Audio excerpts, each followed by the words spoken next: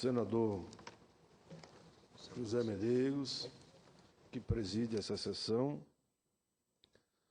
Agora, no mês de março, nós tivemos, porque duas, três já passaram, datas importantes no cenário internacional, na luta contra todo tipo de preconceito, discriminação, ódio, nessa longa caminhada da defesa dos direitos humanos. Tivemos 8 de março, Dia Internacional da Mulher, e tivemos também, senhor presidente, bem próximo agora, 21 de março. Relembramos um evento de triste memória, mas de força libertadora sem par. E, por isso, o Dia Internacional para a Eliminação da Discriminação foi criado pela ONU e tem como marco o massacre de Sharpeville, ocorrido nessa mesma data, dia 21 do ano de 1960. Em Joanesburgo, na África do Sul, naquela ocasião, 20 mil pessoas protestavam pacificamente contra a lei do passe do regime do apartheid. Ainda que conduzida em paz, a manifestação foi duramente reprimida pela polícia do apartheid. Mataram 60 pessoas, grande maioria jovens, mas deixaram gravemente ferido com sequelas outras 186 pessoas. Passaram-se já 55 anos desde o massacre de Sharpeville. Outros 25 do fim do apartheid na África do Sul, que só acabou pela força, pela liderança do imortal Nelson Mandela. Mas, infelizmente, ainda, senhores e senhoras, persistem odiosas discriminações baseadas na idade, na cor da pele, na etnia e nas origens das pessoas. A discriminação, senhoras e senhores, é uma das principais causas da busca de refúgio no mundo e também de guerras. Desde 1951, existe o Alto Comissariado das Nações Unidas para os Refugiados, criado pela Assembleia Geral para tratar dessa questão. Para termos uma ideia desta grave situação internacional, entre 1975 e 1997, o número de refugiados no mundo cresceu 10 vezes, passando de 2,4 milhões para 22 milhões. Pessoas que fugiram dos preconceitos e das guerras, da intolerância, da perseguição, sendo que a proporção chegou a ser de um refugiado para 115 pessoas da população mundial. Nos dias atuais, de todos os refugiados no Brasil, 80% fugiram dos preconceitos, da discriminação. Isso sem contar os refugiados negros e brancos de outras nacionalidades, onde existem populações que são também discriminadas, como é o caso da Colômbia, que já responde por 10% da população refugiada no Brasil. Em nosso país, decorridos 127 anos do fim oficial da escravidão, as desigualdades ainda persistem. A exemplo de 8 de março, Dia Internacional da Mulher, esta é uma data para denúncia e não para festas. E por que a ONU decidiu por um dia internacional. Pela mesma razão que desde antes de 1500, infelizmente, na Europa, iniciaram um movimento de forçar aqueles que são discriminados a deixarem suas terras para as mais hediondas formas de vida, ou seja, foram jogados como mercadoria ao tempo, ao vento e ao mar. A transformação de seres humanos em bens comercializáveis, colocando à disposição de outros senhores para o trabalho forçado no mundo. É essa a nossa indignação até hoje. E nós, o Brasil, constituímos um dos maiores destinos dessas pessoas. Por sinal, recentemente foi aberta no Museu da Justiça do Rio de Janeiro a exposição chamada Livres para Sempre, sobre a história do tráfico de escravos no mundo. Bela iniciativa, composta por painéis que explicam a história do comércio transatlântico de escravos e a mostra foi criada pelas Nações Unidas para lembrar os 400 anos nos quais mais de 15 milhões de pessoas foram vítimas de um dos capítulos mais nefastos da história da humanidade. Um período longo, mas jamais pode ser esquecido. Esse evento é parte das atividades da década internacional de afrodescendentes. 2015, 2024, uma iniciativa para a qual o Brasil teve importante papel. Todas as Américas, Norte, Central e Sul, receberam essas populações e aqui as mantiveram. Aqui as famílias, as etnias, as línguas foram separadas como forma de se prevenirem contra toda e qualquer possibilidade de rebelião. Muitos se orgulham de termos uma nação em que uma língua portuguesa se mantém universal em tão vasto território. Mas poucos sabem a que custo, em violência simbólica contra todos os idiomas das nações, outra dos imigrantes que para cá vieram e foram proibidos de falar a língua original. Durante muitos anos, a historiografia oficial e até mesmo as representações simbólicas fizeram crer ao senso comum que a sujeição dos escravos teria sido feita sem resistência, porque não queriam pelear, porque não queriam lutar. Grande engano, o grande mentira.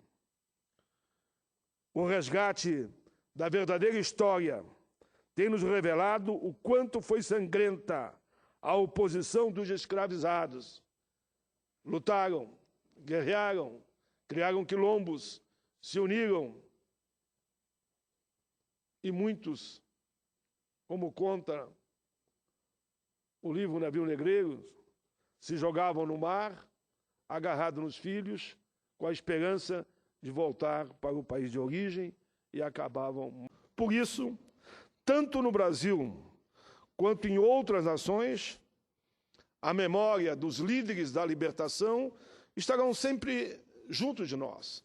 Desde Martin Luther King, nos Estados Unidos, o nosso inesquecível, falecido recentemente, Nelson Mandela, na África do Sul, como tem a memória de Zumbi dos Palmares. Eu podia lembrar de Gandhi também, com grande...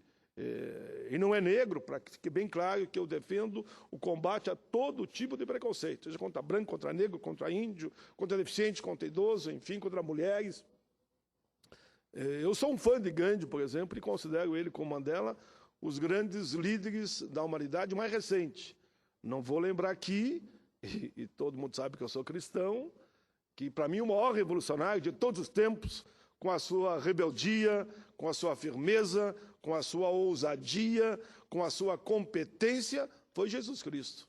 Esse foi, sim, o maior revolucionário de todos os tempos, e por isso ele foi crucificado. Mas a rebeldia é natural naqueles que olham para frente e querem a construção do bem para toda a humanidade. Mas lembro aqui que a memória de Zumbi dos Palmares, já reconhecido como herói da pátria, é só um dos símbolos dessa infinidade de lutas. Por que não lembrar aqui, na América do Norte, desde a eleição de Barack Obama, aparentemente a indústria cinematográfica daquele país foi obrigada a retirar debaixo do tapete a riqueza da participação da população negra e latino-americana na Guerra da Sucessão, por exemplo. Para que marquemos bem esse dia de luta contra a discriminação racial, é preciso que mostremos o rosto, o corpo, a imagem dessa discriminação. Senão vão dizer que estamos aqui de uma postura próxima, o espelhado, buscando inspiração em Dom Quixote. Sim, lutamos sempre contra moinhos de ventos, se necessário.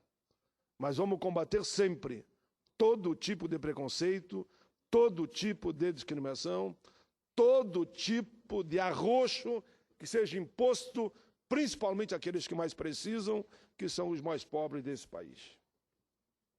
No Brasil, essa discriminação está bem visível. Por exemplo, na esfera política, quantos homens ou mulheres negros nós temos no parlamento? Muito poucos.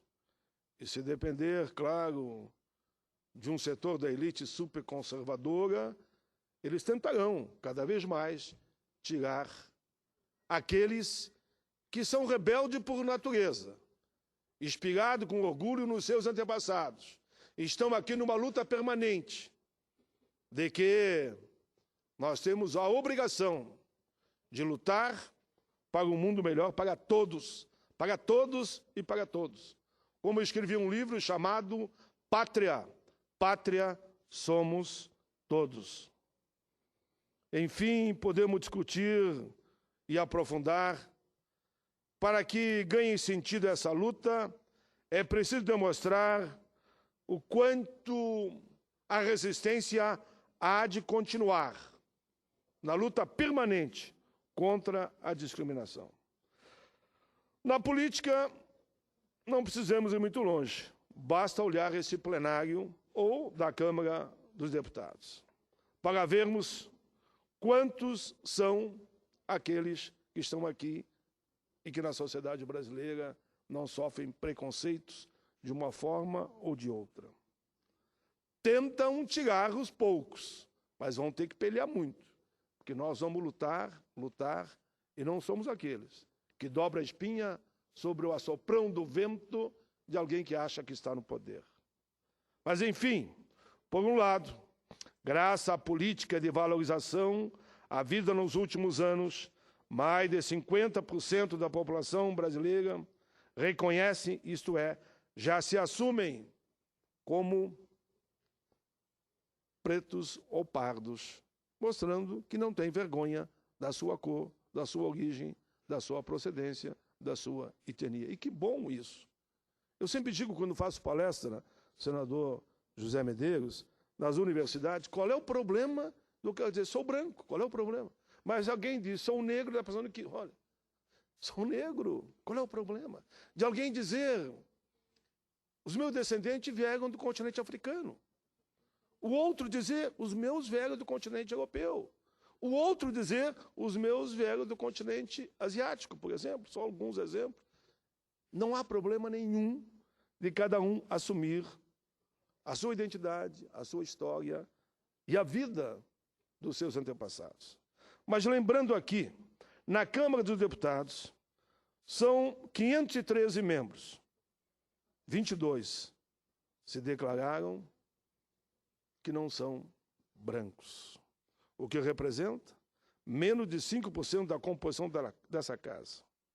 Outros 81% ficaram nessa marca. E nós sabemos que até tem mais que isso. Aqui mesmo no Senado, segundo o cálculo, ficou em torno de 2%. Em outras palavras, não passa de um quinto número de deputados e deputadas afrodescendentes. Quando levamos a comparação para o terreno do emprego e da renda, constatamos, por exemplo, que em 2009, essa diferença era gritante, pois o salário e os trabalhadores com carteira assinada,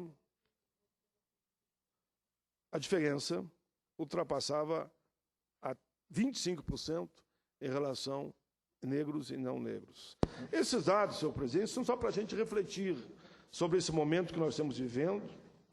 Esses dados não mudaram nos últimos 5 anos, embora tenha havido melhoria na taxa do desemprego. Veja bem, eu, quando fui à África do Sul, e fui numa delegação brasileira, e faço aqui uma homenagem a João Herman, que daquele grupo foi quem faleceu no acidente em São Paulo, um grande líder do PSB.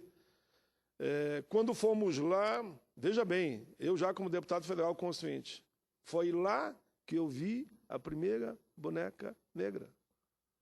Lá, na terra do apartheid, foi que eu vi. Naquela época, o apartheid, Nelson Mandela na prisão, o Winnie Mandela que nos recebeu, pois, claro, fomos visitá-los, levamos uma carta do povo brasileiro exigindo a liberdade de Nelson Mandela. Foi lá que eu vi as primeiras bonecas negras. E trouxe de lá algumas bonecas negras e que, enfim, tive de recordação e dei para meus filhos e netos.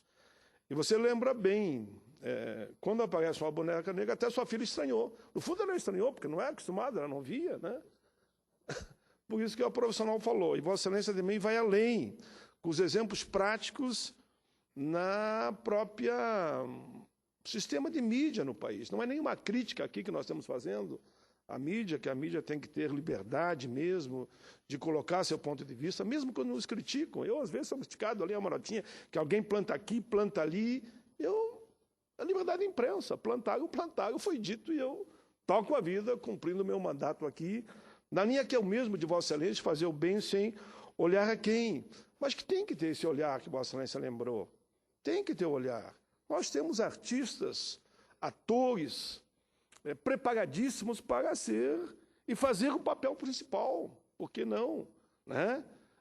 E não é um ou outro, são diversos, e que estão à busca dessas oportunidades. Então, eu quero cumprimentar a Vossa Excelência, que não adianta vir aqui, como eu estou fazendo, só dar dados e números. É preciso mostrar na prática. E Vossa Excelência, como um bom cirurgião, que eu sei que não é cirurgião, foi e tocou na parte essencial para salvar a vida de muita gente. E me lembro aqui, permita que eu diga isso, já que você falou na sua filha, eu, quando moleque, eu procurava, já estou com 65 anos, calcule lá atrás, há 60 anos atrás, eu procurava uma referência na TV, no cinema, enfim, não que não existia, mas não aparecia, né? Não aparecia. E hoje passaram tantos anos e são muitas poucas as referências. Não é que não existe, mas são muito poucas. Por isso eu quero fazer questão que seu exemplo aqui dado incorpore na íntegra no meu pronunciamento. Eu avanço um pouquinho, me permita, presidente, no campo da educação, embora reflitam agregados de uma década atrás, persistem ainda desigualdades. Mas que bom que nós conseguimos aqui, depois de um longo debate, aprovar a política de cotas, e os alunos negros e brancos, mostrando que nossa juventude não tem preconceito, se dão muito bem nas universidades, quando alguns diziam que ia ser uma guerra nas universidades. Pelo contrário, eu quero aqui cumprimentar, inclusive, a revista Isto É, que numa matéria que eu guardei de alguns meses atrás, diz com todas as letras na capa, as cotas deram certo no Brasil. Todo e qualquer articulista, estudioso da matéria, professor, mestre, que faz o estudo das cotas, diz que está indo muito bem, obrigado, e que bom que acertamos, já que erramos em tantas coisas, né? Nós todos erramos. E os meninos e meninas negros e brancos estão mostrando que eles têm o mesmo potencial. Não é a cor da pele que define quem é mais competente ou menos competente. É a conduta, é a maneira de agir, a maneira de interagir a maneira de se preparar para o estudo e efetivamente se formar. Eu via ontem, ainda no debate na Comissão de Direitos Humanos, uma professora e articuladora e mestre dizia que a oportunidade que foi dada a essa meninada pobre, que ali nas cotas é negros e brancos pobres, né? Eles agarram com tanta força que dificilmente eles rodam. Ela dizia isso. Por isso, eu quero aqui também fazer um apelo de um projeto que eu apresentei logo há 12 anos atrás, chamado Bolsa Permanência, e que depois foi aplicado e que agora eles estão pedindo que seja mantido Bolsa Permanência, porque eles não estão recebendo. Mas, enfim, eu ia nessa linha, senhor presidente, falando da educação e da importância dessa integração, e que a juventude brasileira se mostrou de uma sensibilidade enorme, que eu, nas universidades que passo para dialogar sobre esse tema, em nenhum momento eu vi qualquer tipo de disputa, que eu diria fraternal, como de irmão matando irmão. Isso não acontece. Hoje há uma integração. No primeiro momento até houve alguns desencontros, mas depois é o natural. Hoje nós temos, então, com essa tranquilidade de ver que deu certo, negros, brancos, pobres e índios estão irmanados dentro das universidades e se formando. Mas eu, como o meu pronunciamento é com muito dado e muito número, senhor presidente, eu me sinto contemplado, que é nessa linha de todo o pronunciamento,